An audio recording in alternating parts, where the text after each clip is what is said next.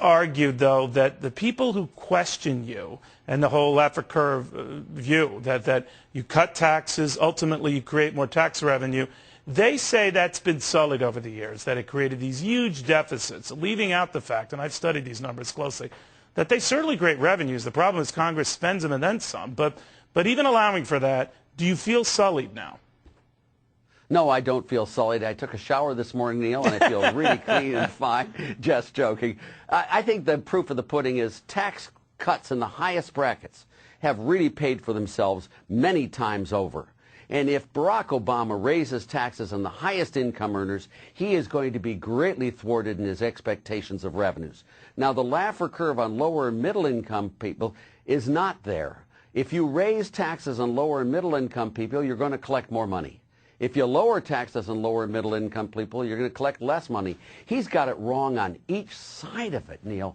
I can't imagine the size of the deficits if he gets his policies into place. You know, it's very interesting that when Ronald Reagan had his Laffer-inspired tax cuts, as I like to call them, we were in a very slow economy. We were an awful economy.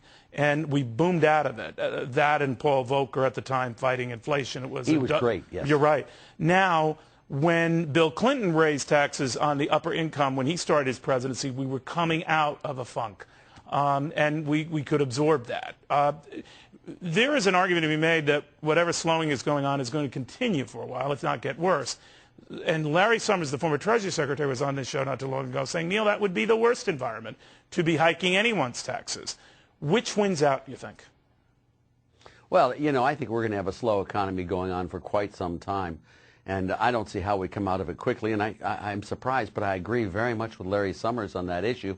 You don't want to raise taxes in a down economy. You don't want to raise taxes on the last three people working. That makes no sense whatsoever. But and I've never heard of this to me, Arthur. I had Barack Obama's top money guy on yesterday, and he said, well, Neil, net, we are actually cutting taxes for the vast majority of Americans. Middle, lower class, they all get tax cuts under our plan. It's the 2% or so that are 3% really, who are going to see their taxes go up. But net, we're stimulating, we're not contracting. What do you make of that? Yeah. Well, he's talking about average taxes, not marginal tax rates. And the key here, Neil, is that tax rates really matter in the highest income groups. These people focus on them and know how to get around them. If you raise tax rates on the rich, the top 1% who pay almost 45% or whatever it is of the income taxes in the United States, they're going to figure ways around them and you're going to lose money. If you lower taxes on why didn't they do that? Income, their argument on is they didn't do that with the the Clinton tax hikes in, what, 93. They went up from 35 to 39.6. We had a boom that followed. They got richer. The Democrats argue, and Obama's people tell me, that's going to happen again. Well, they're very correct on those facts, and let me just say that. But a lot of other things were going on, and at the time, I didn't think it was going to hurt the economy much.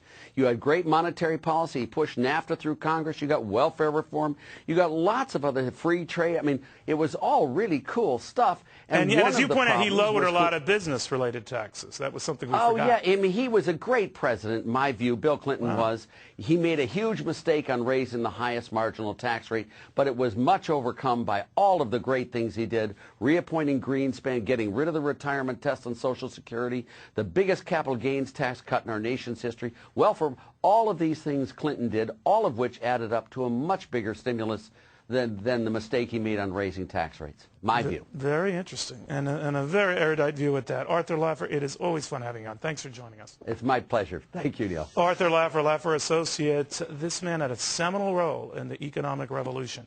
All right, when we come back,